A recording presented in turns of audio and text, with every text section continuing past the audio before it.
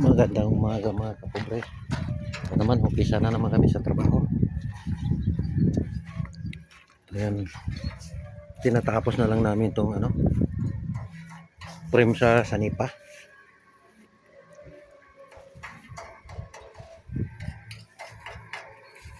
Kunti na lang, mamaya magkabit na ako ng sanipa.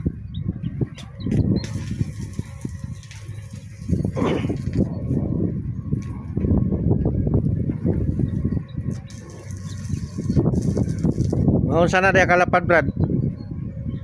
Kanang posting ning gawas. Abot na 5. Oh.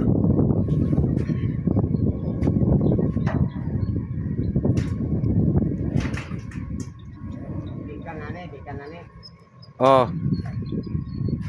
Lagi ka na nang imong gidikit nga kuan. Ya. Ah?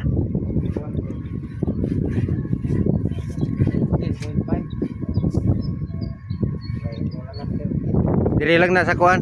Diri lang na full wheel na wala pa. Ay balis na diri sa sulod. Oh, diha. Tumbok ra. Oh, itumbok lang na siya. Butangan gyapon nag-brace para dili siya mulubag. Oh, diha. Alinang kuan. Oh, dikit diha ang kuan. Sanipa.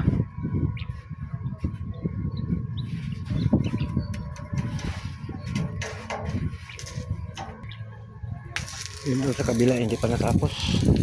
Yun ang gagawin ko. Hindi pa dumating yung pinabili ko na welding rod. Nabuhusan kami ng welding rod.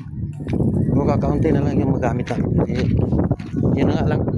Elevation na lang doon sa dulo. Tsaka yung doon sa kabila. Yun na lang ang kulang. Kakabit ko na yung mga flashing. Yung mga flashing na kakabit ko. Ito yung una, tapos kasunod yung alulod bago pa yung bubong. Baka matapos ito mamayang hapon yung lang, yung flashing. Pero yung alulod sigurado hindi pa yan matapos kasi may mga kantuhan pa yun. So, isa lang yung masoldo yung labor. Yung isang welder hindi pa dumating. Ayun ang pinabili ko ng welding rod.